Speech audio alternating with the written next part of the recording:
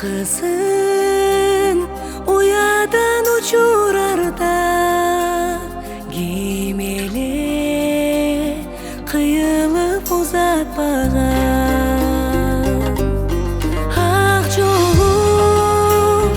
ак жолук башына салганың өз жолун колуңа алганың бактылуу болого ардагым ак жолук башына салганың өзүң төгөйүң балдарың бактылуу болого ардагым башыңа бак конгон экен бүгүн өлөңдүн тилейбиз бекемдигин миң укса да